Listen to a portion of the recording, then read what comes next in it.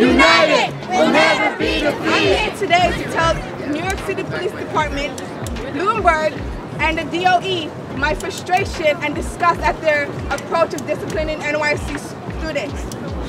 A year ago, after 4 years of fighting hard, we passed the Student Safety Act. The Student Safety Act mandates NYPD and the DOE to release data of suspensions, arrests, and summons in school.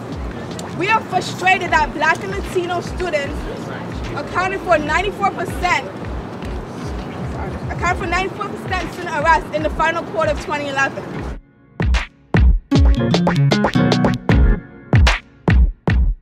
When I was a student in high school, every day I was harassed by the SSAs and NYPD officers, looking for any and every reason to slam my face into the pavement.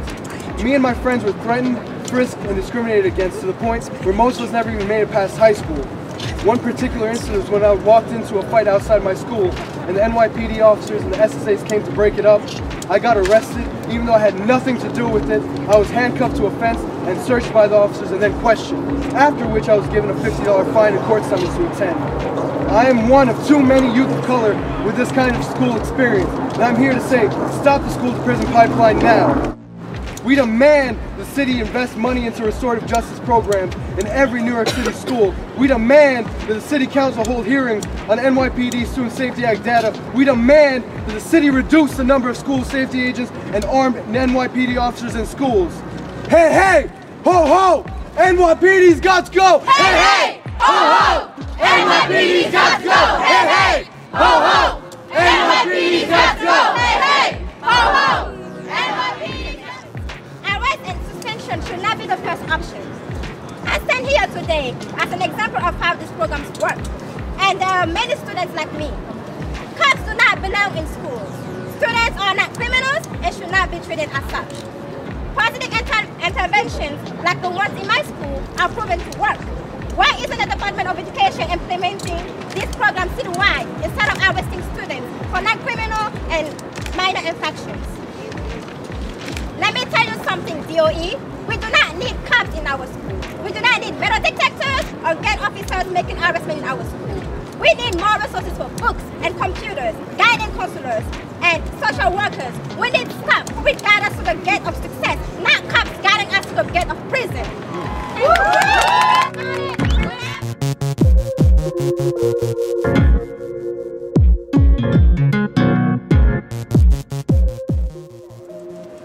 After nearly 30 minutes of conversation, opposed to the dean of my school's office, I was given 3 days of suspension and the matter was resolved. As I walked out of the room so I could finally go to class, one of the school safety agents stepped in my way and forcefully grabbed me by the arm and told me to show her the new ID. I refused to do so until she took her hands off me. She then threatened to arrest me for trespassing. Although I was not arrested, this encounter was never documented. It was as if it never happened. How many other incidents have not been documented? What if this had been a gunned NYPD officer? I'm here to tell you it happened. I have a chance to speak up, and I don't want you to just listen. I want you, listeners and city council members, to take action on this unjust education system. I want you to push for these encounters to be completely stopped and or at least documented and released to the public, whether it was caused by school safety officers or NYPD gun police officers. The NYPD must be held accountable for their actions.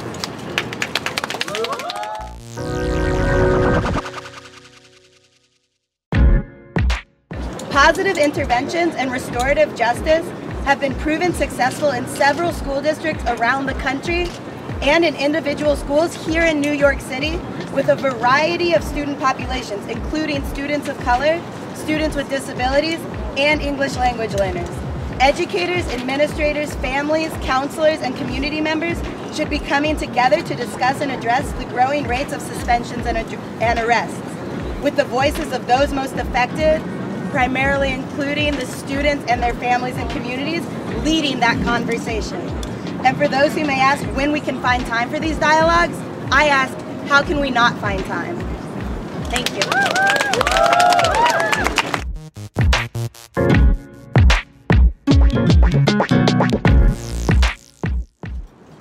It's unbelievable that there are approximately twice as many school safety officers as there are guidance counselors in the New York City Department of Education.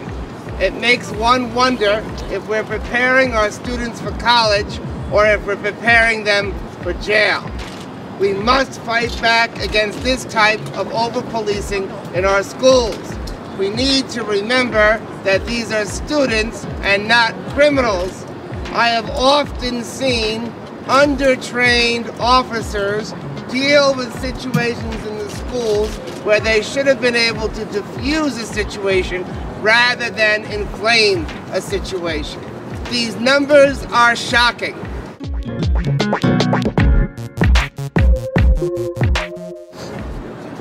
Mi pregunta para el sistema es la siguiente. ¿Qué están haciendo antes de realizar estos arrestos y suspensiones? My question for the system is, what are you doing before you make these arrests and suspensions?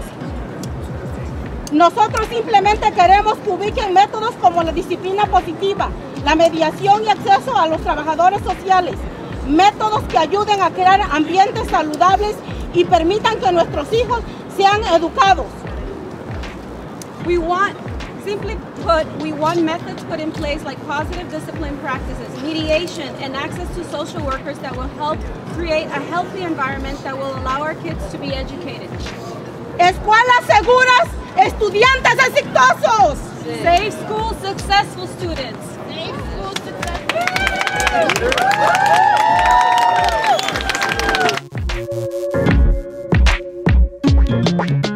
Obvious to me that there's too many arrests and too many detentions that are taking place in our schools.